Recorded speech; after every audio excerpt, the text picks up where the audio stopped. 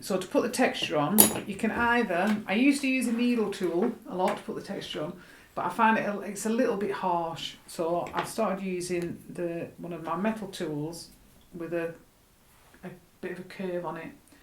And you're going to use the flat side of the back of it, because it's quite easy to get in the little crooks and crannies, and it gives a bit of a softer effect.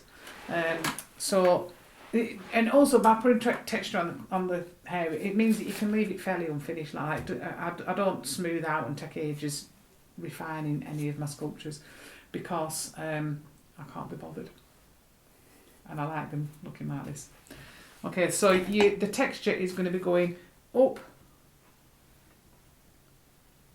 the back, it's going to be going up its belly, it's going to be going up its legs, and it's going to be going down its feet. So basically following all the contours of the sculpture that you've made. So you sort of, the texture should emphasise all the lines and the shape of the actual thing that you've made. So sort of follow the lines round, and it just enhances the shape of it. If you go against it, it just looks a little bit like a were hare. A little bit like a fairy bear or something. So I'm just going to do this, and I'm just going to be quiet now.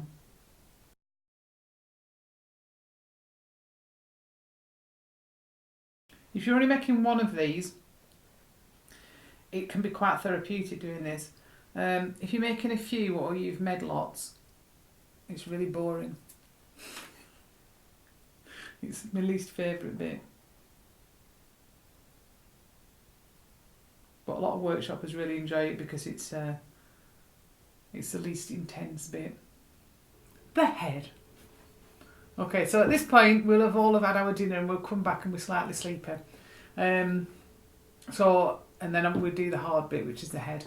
So body, head. I started off with a circle. Oh, I should do that actually, shouldn't I? Started off with a circle.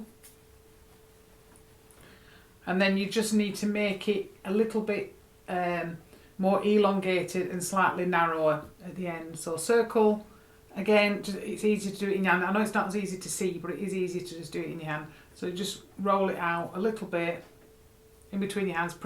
Just pressure on one side, so you end up with a fat side, thin side, back of the head, front of the head. Now I've got two. It needs to be smaller than you think, which is the best way that I can describe it, really. Actually, that's a little bit too small. This is the original one that I did. I think we're going to have it something like that. So proportionally, it doesn't matter if it's not exactly.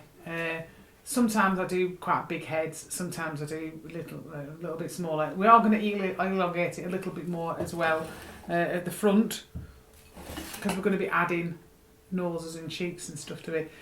In the process of making it, I always say to all the workshoppers, don't do this.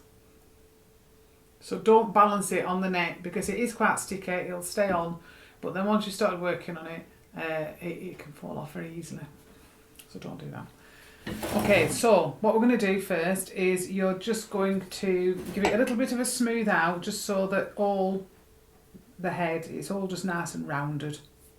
Basically, you don't want it to look square. Or also, we're going to be holding this in your hand while you do it. This is how I do it anyway. If you start doing stuff on the board like this, it ends up really flat underneath, then you've got to pad it out. It's a lot easier if you just hold it in your hand, I find. Right, okay, so the first thing we're going to do is we're going to put some eye sockets in. So the eye sockets go down the side of the head, about a third of the way from the back. So I'm going to put the eye sockets in just using my thumbs. Again, if you've got nails, you're going to end up with big gouge marks in, so go and cut your nails. So it's going to go about a third of the way from the back, like that, and down the sides. So each side, and a third of the way from the back. And I'm just going to give it a gentle push. So I'm using the whole of the end of my thumb like that, because you want sort of a biggish a biggish sort of dint there, and then we're going to build that up afterwards. Okay, so we're going to leave that for a minute, and then we're going to go to the nose. I'm going to put my close-up glasses on now. Varifocals for long distance and middle distance, short distance. Okay, so with your soft clay, make sure that you use nice soft clay for all these bits. You're going to roll out that's a bit big, a little circle that's about the size of a processed pea, something like that. You're going to then just flatten it a little bit, and this is going to go onto the end of the nose. So slightly on the top. I've got quite a big curve going on there.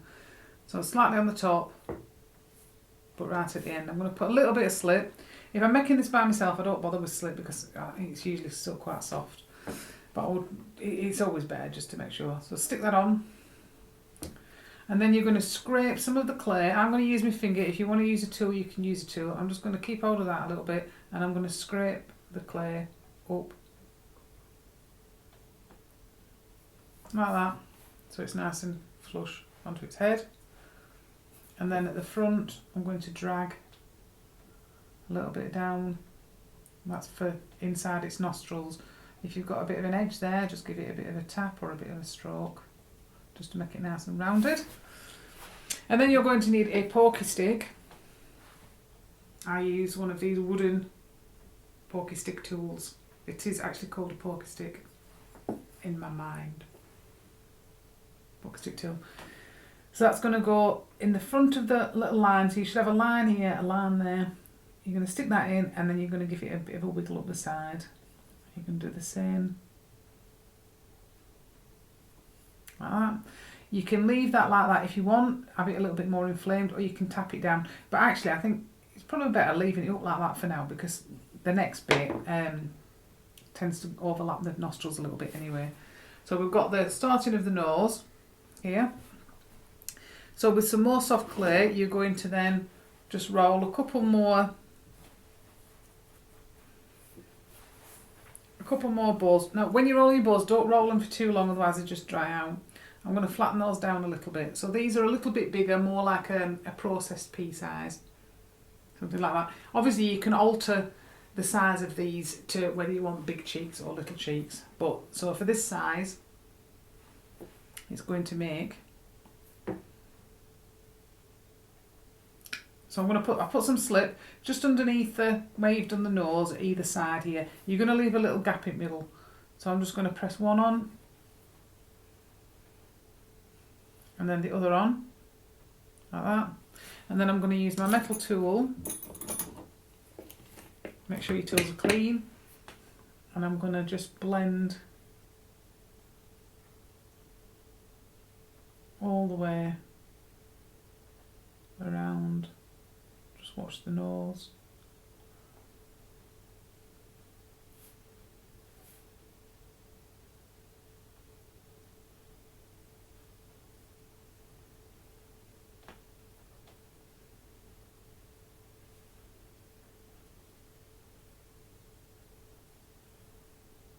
Try and get it blending in all the way around. Don't worry too much about the nostrils, you can always open those up again.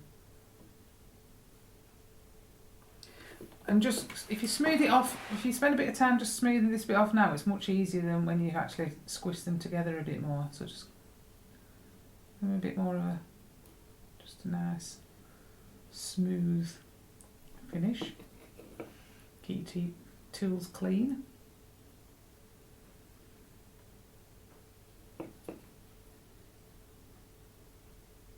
Can go back over this afterwards, but I'm not going to fuss too much.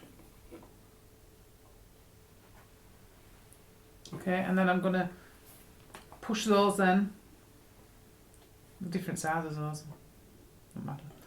I'm going to push those together, like that.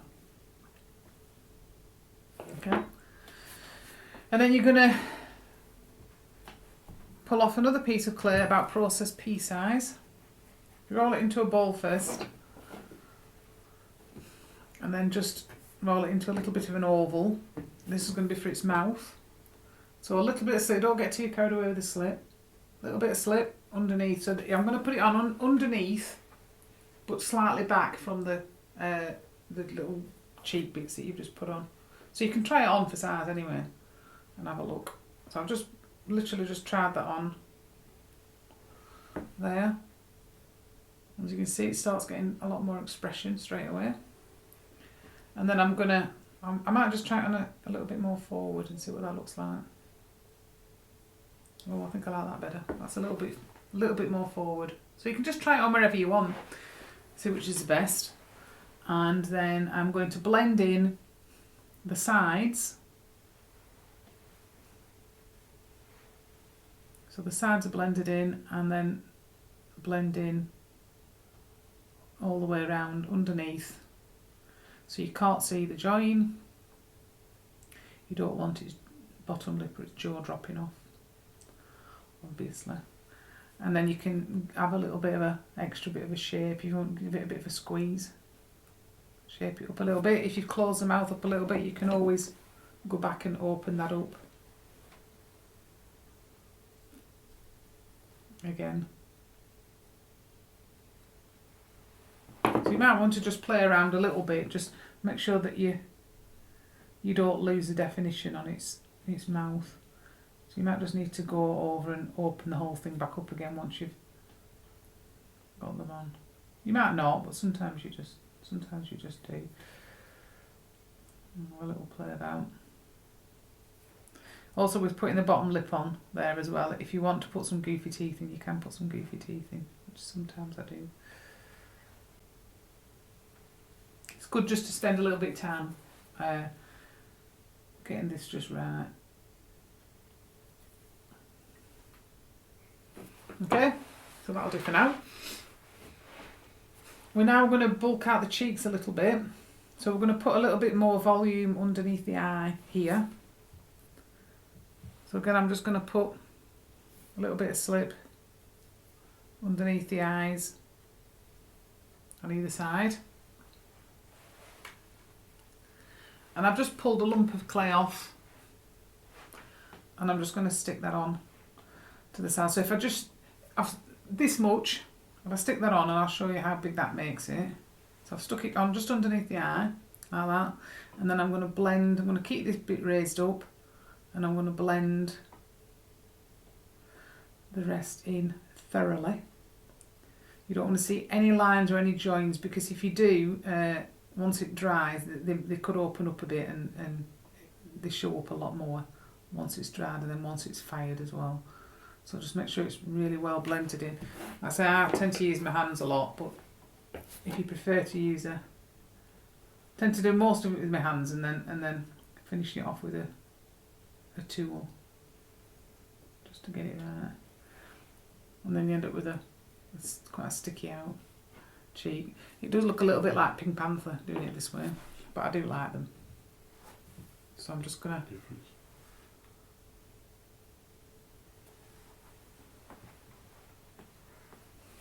and then the other side. And then you can just play around doing this. You can add and take away from your cheeks as much as you want. So just keep adding clay, blending it in. If you want to make them a little bit bigger, just keep adding more. If you get a bit too carried away, you can always just take a little bit off as well. So just have a little bit of a play with that until you're happy with it. Just keep looking at it. So if you just look at it straight on and just make sure the cheeks are even and that you're happy with it. So just have a little play about with that until you get it how you want it. So I'm just going to do that.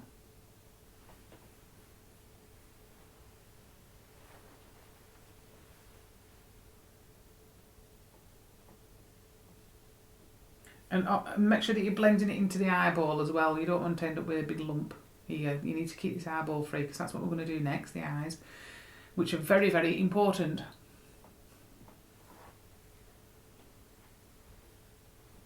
Okay, so I've got my little bulky out cheeks. You can try it. I quite like just trying it on and just seeing what it's going to look like. Definitely looking a bit dog-like at the moment. Dog Pink Panther. I'm quite happy with that though. But don't ever let go of it, so don't stick it on and let go, because it might fall off. Okay, quite happy with that. So now I'm going to show you the eyes.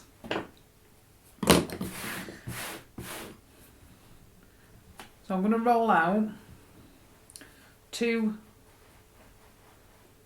eyeballs the same size. The eyeballs, depending on how big your thumbs are, obviously, and how big you've made your eyeball, it just needs to fit in with a gap around. So don't fill the whole cavity. I'm going to actually make that just slightly smaller. So just roll it into a ball. Try it on for size. So it needs to fit in with a gap around like that. Take it out. Make another one side by side. Best way to measure it for size, I find. But then I do this and sometimes I realise that I've done the eye socket slightly different. But, you know, one can only do one's best. Now I can't get any even because I'm on telly. Okay, something, no, that's not even still even. Oh, pressure. Okay, so 2 eyes the same. Now I'm going to show you how to put the eye in. So the next thing you're going to do, you're going to pull a lump of clay off. Don't get too carried away because the coils that you make, if you roll in too much, it takes longer and then it dries out. So lump of clay, something like that. And then I'm going to roll that into a coil that's about 1/2 centimetre thickness. Something like that. And then I'm going to flatten it. So just use your finger just to flatten it out a little bit. And then I'm going to cut that into 4 pieces that are about 2.5 centimetres long. And then I'm going to show you how to do the eye. We need a close up here. So slip, these brushes are terrible. Swap brushes. So slip inside the eyeball and around the outside. Eyeball goes in. Plop it in but don't press it, you don't want it flat. And then you're going to put 1 piece going along the bottom, so it's just slightly overlapping the eyeball. Push up. 1 over the top, slightly overlapping the eyeball. Push down. So then you're just nipping both sides together, like that. Make sure the eye is completely enclosed. You're going to then blend in the front, blend the black, blend in the front, and then you're going to blend in the rest of the ribbon just on the outside. So you blend in just around the outside.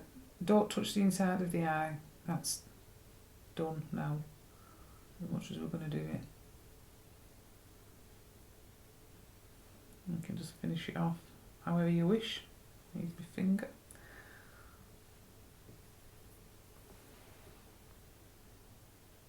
Finished eye. Then repeat on the other side.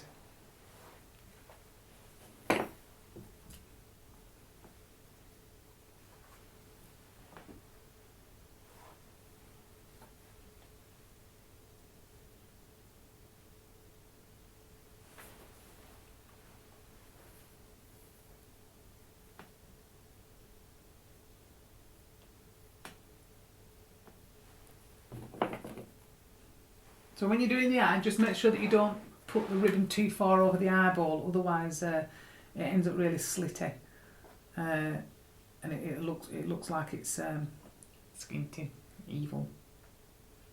So try and keep the eyeball quite round if you can. If you make a complete mess of it, often it's easier just to scoop the whole thing out and start again than try and repair it. It's really difficult to repair, I think. Okay, so that's as much as we're going to do